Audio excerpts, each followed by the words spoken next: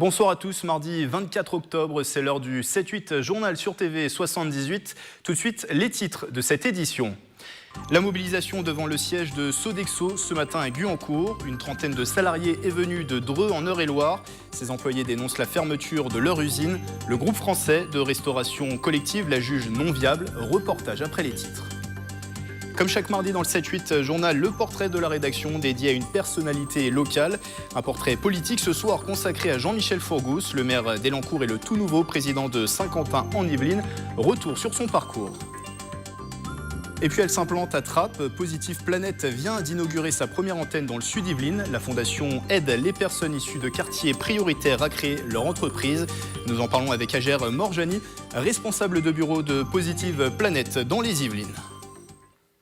On prend la direction de Guyancourt. Une manifestation était organisée ce matin devant le siège de Sodexo, le leader français de la restauration collective. Les salariés du site de Dreux en Eure-et-Loire sont venus protester contre la fermeture de leur usine construite en 2009, identifiée comme non viable par la direction du groupe. Reportage de Mickaël Elmidoro et de Patrick Jacques de Dixmude.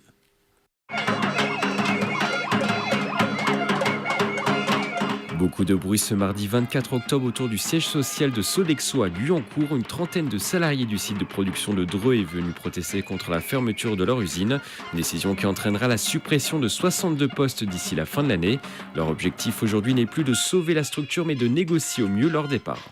On va faire du bruit pour avoir notre supralégal surtout, parce que maintenant quand on sera licencié, on voudrait en fait avoir quelque chose pour partir, pour redémarrer.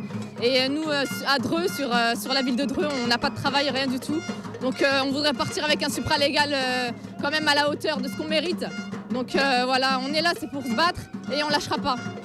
En parallèle de la manifestation, une réunion s'est tenue dans le siège de l'entreprise à Guyancourt avec les partenaires sociaux et la direction. Le but, trouver des solutions. 3 alternatives ont été proposées par le leader français de la restauration collective.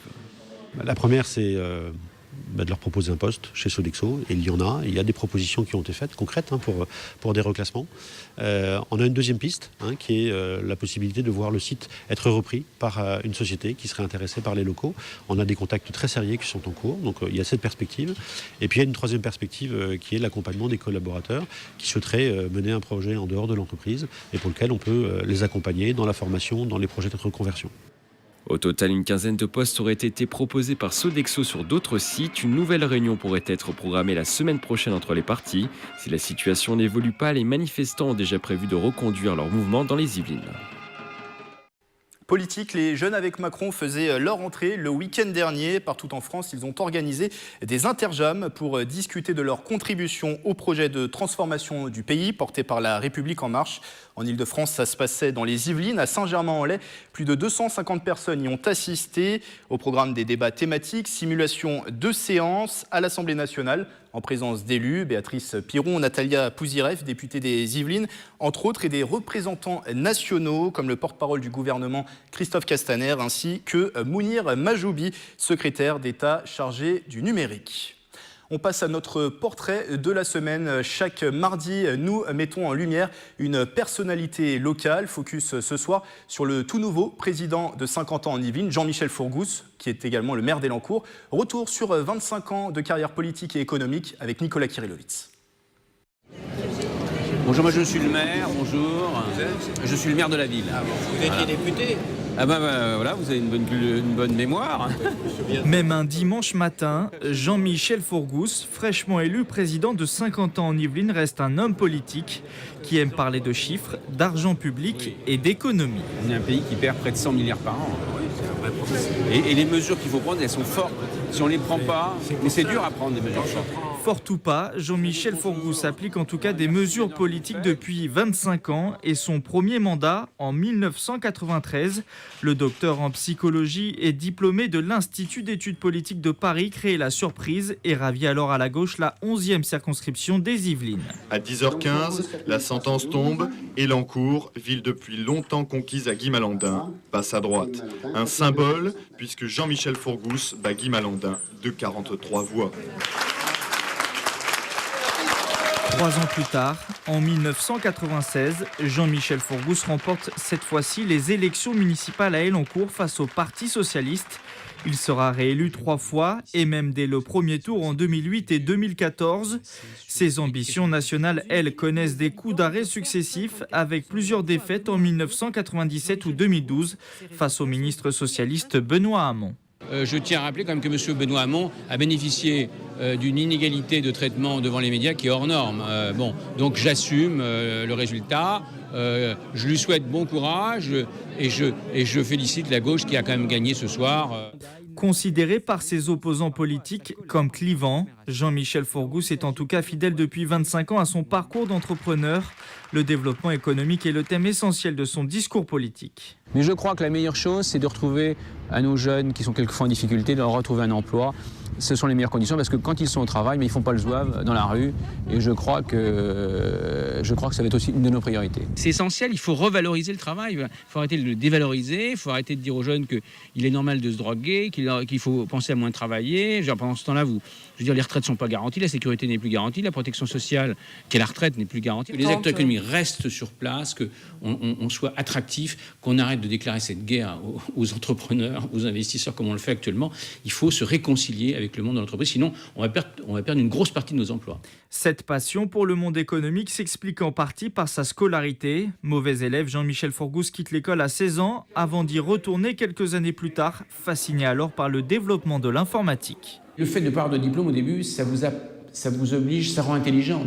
C'est même d'être pauvre ou de ne pas avoir de diplôme, ça vous rend intelligent parce que vous êtes obligé de chercher des solutions sans faire appel à la méthode qu'on vous donne après dans des grandes écoles. Donc j'ai commencé par là, puis après j'ai repris quelques études, mais tout cela, je pense, n'est pas sans rapport avec le fait que j'ai eu envie de faire de la politique. Désormais président de 50 ans en Yvelines à 64 ans, Jean-Michel Forgousse souhaite réconcilier droite et gauche pour notamment assurer le développement économique de l'agglomération et en faire une vitrine de l'innovation. C'est un véritable tremblement de terre, #balance ton port, multiples témoignages accablants. Dernier en date, celui contre le producteur québécois Gilbert Rozon, accusé d'agression sexuelle. La révélation de l'affaire Weinstein a créé un effet boule de neige. Et depuis l'apparition de l'article à charge sur le producteur hollywoodien dans le New York Times, en date du 5 octobre, de nombreuses femmes victimes de harcèlement, d'agression sexuelle ou de viol osent parler. La parole semble davantage libérée, brisant l'omerta.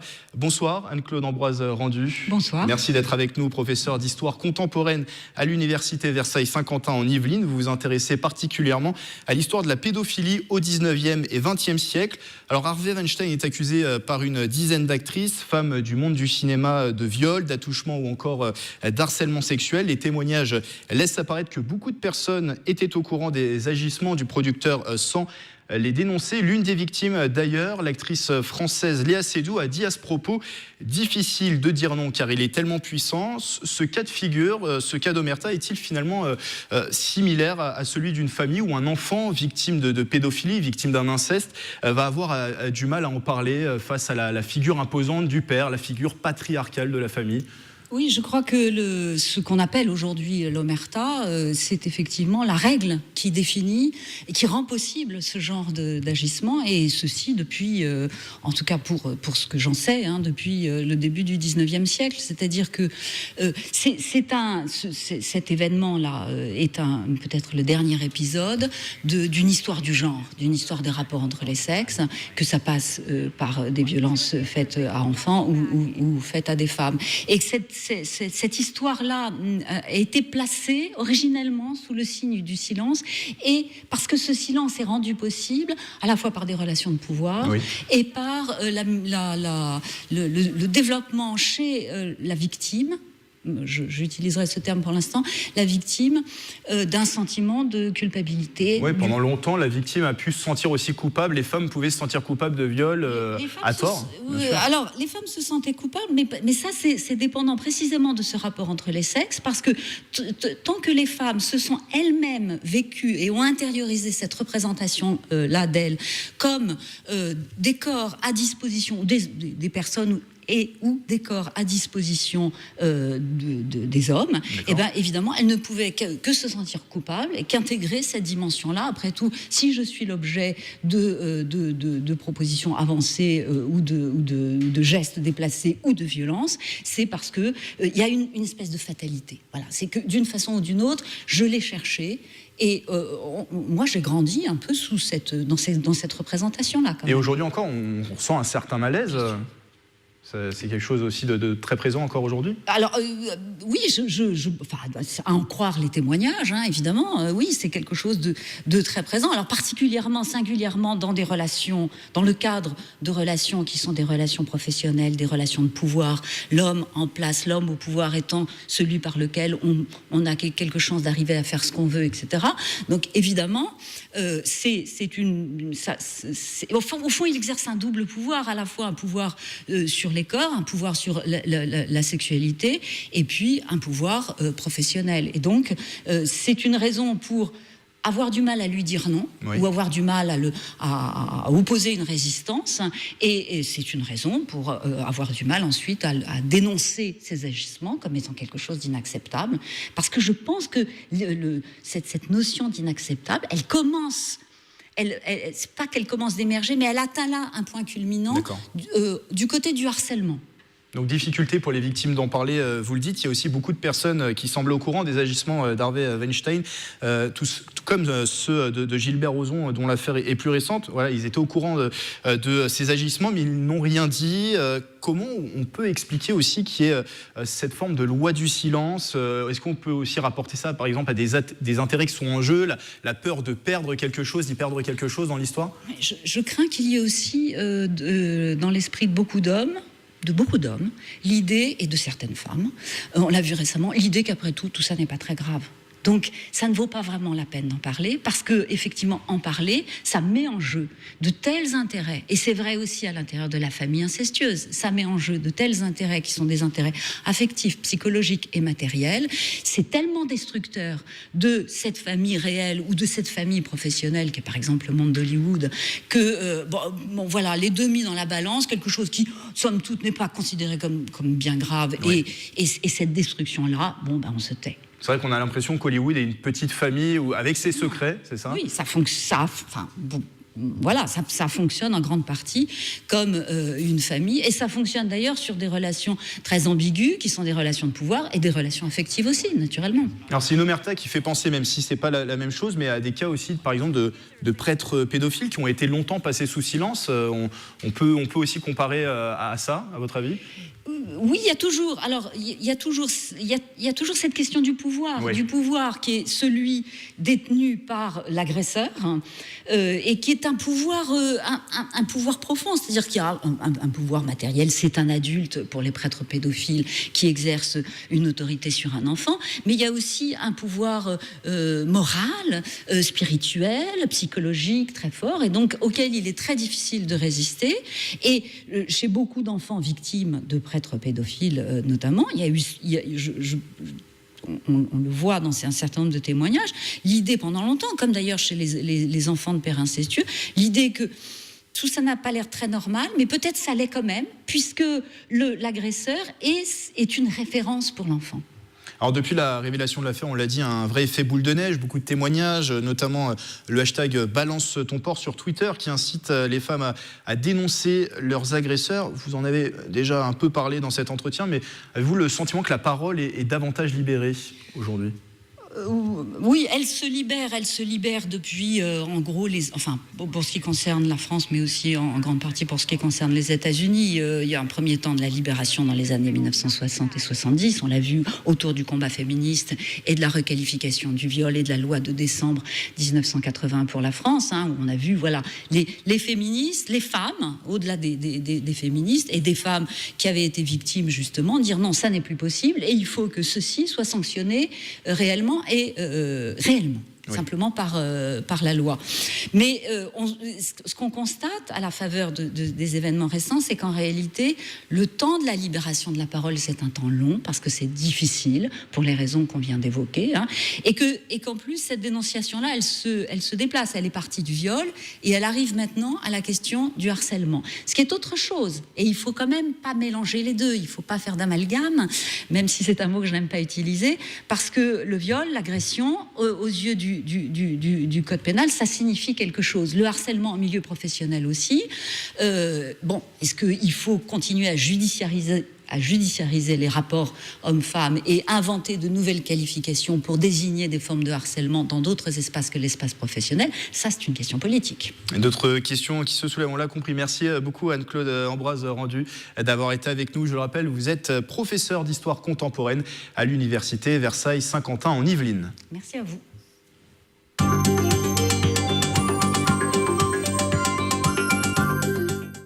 Les chiffres viennent d'être révélés. Bonne nouvelle pour le département. Le chômage a reculé le mois dernier. Une baisse de 3% pour la catégorie A. Fin septembre, on dénombrait à 64 880 demandeurs d'emploi dans les Yvelines en catégorie A. Tendance fidèle au niveau régional où la baisse est d'1,6%. C'est un espace dédié à l'innovation et l'entrepreneuriat. Le SkiCube a ouvert ses portes en décembre 2016 et permis d'accompagner 12 startups à 50 ans en Yvelines. Objectif, booster leur développement. L'incubateur relance sa campagne de recrutement. Les nouveaux talents, futurs entrepreneurs et projets innovants peuvent se porter candidats jusqu'au 15 novembre prochain. Le SkiCube vous permettra de passer de votre idée initiale à un projet structuré grâce à des conseillers sur place. Plus d'informations sur le site internet skyentreprise.com. Installation officielle à Trappes vendredi dernier. Positive Planète vient d'inaugurer sa première antenne dans le sud des Yvelines. La fondation créée par l'économiste Jacques Attali aide les personnes issues de quartiers prioritaires à créer leur entreprise. Bonsoir Agère Morjani, merci d'être avec nous. Vous êtes la responsable de bureau à Positive Planète Yvelines. L'ONG est implantée dans le département depuis 2012. Des locaux muraux à Mantes-la-Ville et Mantes-la-Jolie. On en parle dans un instant de cette arrivée à Trappes. Revenons d'abord sur l'histoire de Positive Planète. Le groupe a été créé en 1998 par Jacques Attali. L'association Positive Planète France, elle, est née en mai 2006 et c'était à la suite, en fait, si on rappelle les choses, c'était à la suite des émeutes en banlieue de 2005. Oui, bonsoir. Donc effectivement, Positive Planète a été mis en place par Jacques Attali, donc fondé en 2006 suite aux émeutes qui ont eu lieu à Clichy. Notre principale mission, c'est de lutter contre la précarité et l'exclusion dans les quartiers en favorisant le goût d'entreprendre. Et comment vous y parvenez justement? Qu'est-ce que vous mettez en place pour ça? Déjà, de par nos implantations, donc comme vous l'avez dit, Trappes est notre première antenne sur le sud Yvelines.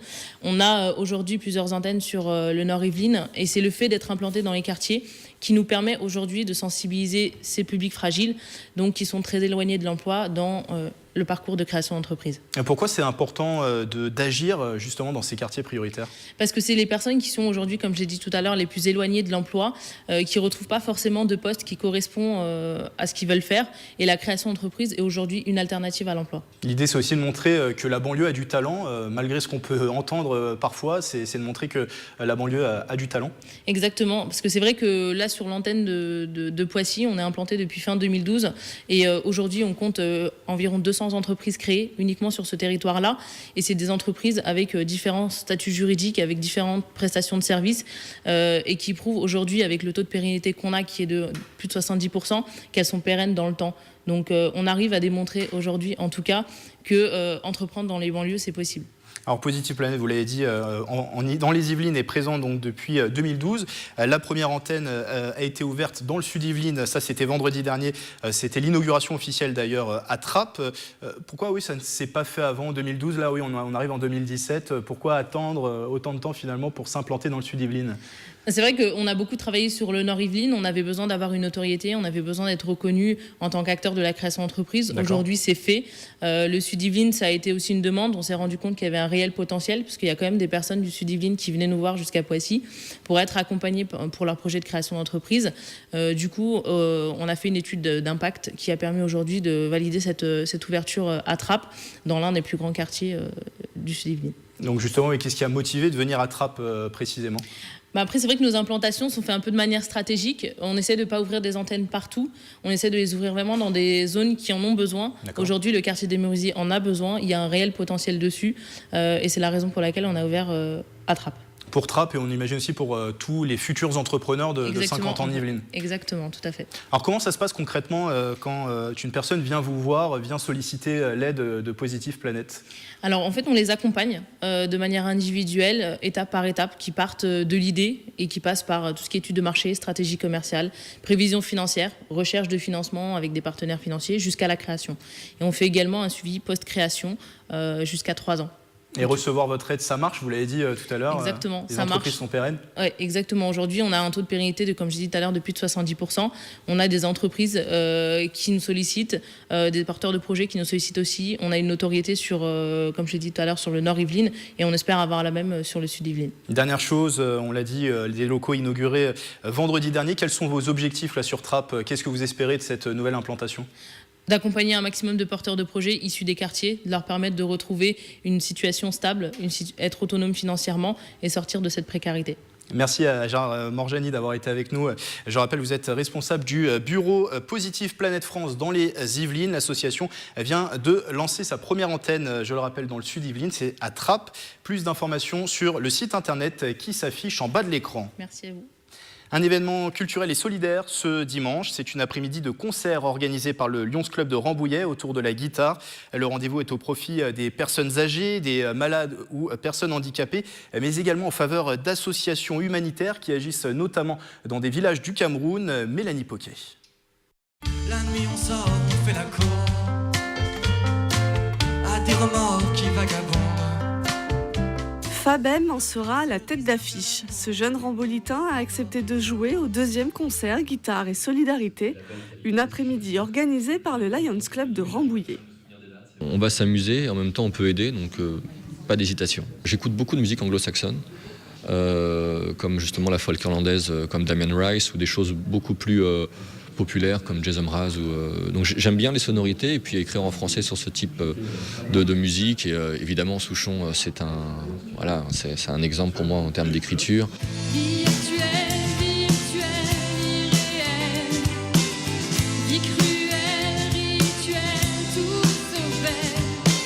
Le 29 octobre, 4 heures de concert joueront aussi Caroline Bio, Marie Platel, les élèves de l'école de musique d'Elancourt ou encore le duo Cat et Clem autour d'un seul instrument, la guitare.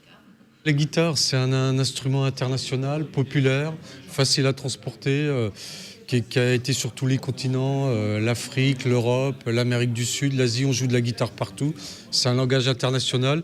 L'objectif est double, c'est de permettre d'une part, permettre à des jeunes talents de s'exprimer, mais aussi à des retraités qui jouent très bien, qui cherchent des scènes, et aussi de surtout collecter des fonds. Les fonds iront à des actions sociales et humanitaires.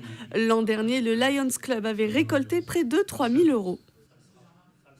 Ce sont en ce moment les vacances de la Toussaint et pourquoi pas en profiter pour découvrir le patrimoine yvelinois. Nous vous emmenons au musée national de Port-Royal des Champs, situé à Magny-les-Hameaux. Il est installé sur le site d'une ancienne abbaye. Sur place, une collection de gravures, de livres anciens, de portraits et d'ouvrages qui témoignent de l'histoire des lieux. Reportage de Mathilde Demy. Blaise Pascal ou encore Jean Racine s'y sont promenés. Port-Royal des Champs, ancienne abbaye fondée au XIIIe siècle, un lieu historique à visiter à Magny-les-Hameaux. Port-Royal des Champs aujourd'hui, c'est d'abord un très grand site de 30 hectares dans lequel on peut avoir d'abord bien sûr le site des ruines de l'abbaye, de grands jardins avec l'ancien verger construit par les messieurs de Port-Royal au XVIIe siècle, ou les jardins que pouvait avoir le fermier, qui ont été reconstitués. C'est un grand parc dans lequel on peut prendre du temps, se promener, descendre par les allées dans une sorte de sous-bois le long de la vallée, ou suivre une partie de la rivière lorsqu'on est sur le site de l'abbaye. Des vestiges d'une époque qui ont été gravés sur la toile par de nombreux artistes, un lieu qui raconte son histoire à travers l'architecture et l'art. Port-Royal, c'est aussi un musée national qui conserve un certain nombre de peintures très importantes du XVIIe siècle, la plupart exécutés par un grand peintre qui est Philippe de Champaigne.